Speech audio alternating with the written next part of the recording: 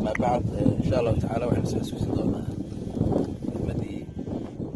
سعدالك وإن شاء الله تعالى ما تسوق حديث كوبان النبي عليه الصلاة والسلام سيد عثمان بن عفان كورين أيوه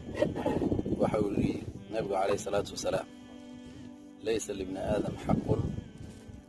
إلا من خلال من خصال ثلاث يعني قف ابن آدم في حق ملها صدح رموت وحك بضن بيت يسكنه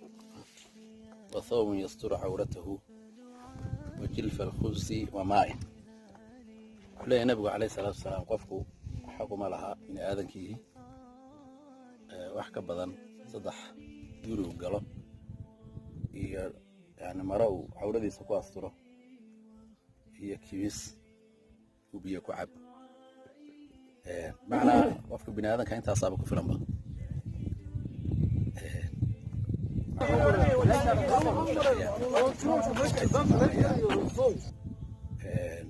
واحدا فرها بدن لين اسكفر إن يقفكو ده أنت صا حول أوروري أنت صا تعب ونفته وبحث أنت وجبها هي يبغى أنت وقفكو قناعه وقناعه إنه غطاء شيء يقوم إنسان يقف حتى أي أحد يسكت المامية وحنا كنت سنة سداد يظهر دقيقة مرة هاي نبينا عليه الصلاة والسلام حياة الله وخبرنا ولا ولا الدورسيين لقد بقر نبيه إيوه إنه نغضه إذا هلا كفاف إيوه نلاش غير كيس يسوي فلان وحفظنا إله سبحانه وتعالى أصلا دورت النبي عليه الصلاة والسلام مركا markaynu xadiiska ku qiimeyno maanta nolosheena waxa muhiim ah inaynu waxa qanaacada la yiraahdo horta wadanimo la helo iyo qaninimo la helo shayga ugu qaalisan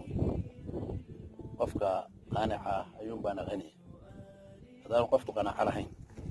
dii xataa maalkii dunida oo dhan la siiyo oo wax walba Ilaahay subhanahu wa ta'ala uu gacanta u soo galiyo ma qanaacayo wadiga arkaya maanta gaalada halka ay la marayso in lagu tartamayo nin walba sidoo tobanka horeeya uu soo gali lahaa ayadoo laga yaabo qofka bini aadanka wuxuu ka cunaaba inuu yahay malqaacada yar yar oo cunta waan cuntaba qaadan bariika maalna laga qaadayo wax ka raacaya aanay jirin nagana tiidana muslimiin nahay leeyno madiidana qofku inuu kasab xalaal shaqaysto oo kasab xalaal almaal saalih fi yadi rajul saalih waxa ugu wanaagsan maal wanaagsan oo xalaal oo qof wanaagsan oo yani waxa way muslim gacantiisa ku jira dadka muslimiinta ana xubka taraya ma qaraabadiisa noqoto ama masaakiinta kale ha noqoto ama agoonta ha noqoto ama horumarka ummadda iyo bulshada wax qabadkeeda waxyaabo fara badan ku qabanaya waana shay aad iyo aad u fiican islaamkuna uu dadka aad ugu dhiirigeliyay laakiin waxa soo dhan waxa laynaga rabaa inay qalbigeena gelin ay gacmaheena ku jiraan qofka inta adduunyada gacantiisa ku jirto uu maamuli karaa laakiin haddii adduunyada ay qalbiga u gasho oo ay qalbiga degto iyada maamulaysa mana maamuli karo waxna kuma intifaacsanayo sidoo daba cararayo ayuunba siiruga ka dhacaya nabiga waa kila alayhi salaatu wasalaam haddii bini aadanka la siin lahaa tog xoolaa labaad mutamaniila ku kala loogu daran ku kala saddexaad mutamaniila waayo caloosha bini aadanka ma buuxiyo waxaan ciidahayn buu nabiga alayhi salaatu wasalaam maalinta uu dhinto ciida afka loo galiyo ayuunbu yani waxa weey dunya ka hadhaya laakiin taa ka horeysa daba cararaya sadarteed wax la looga baahan yahay inaan isasiinin oo yani waxa weey waxyaabaan hadda imka ama ganacsatada ha noqoto ama siyaasiyiin ha noqdaan ama dadkan kale ee bulshada yani waxa weey amooda dhaqameed ama culimo cid walba kala reebin cid kasta damac leh yani waxa weeyaan oo waxa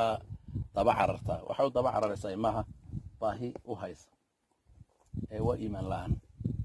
sababtoo ah inta qofku ka cunaya waa in kooban waxa la yiraahdaa xilligii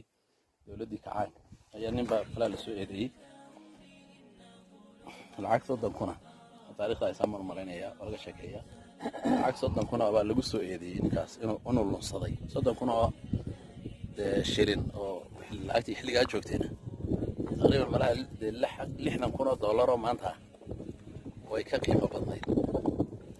إذا نيجي سياد بهاي لا ليني ما كان الله كذا haaf beriisana ka cunaya. Ya intaanu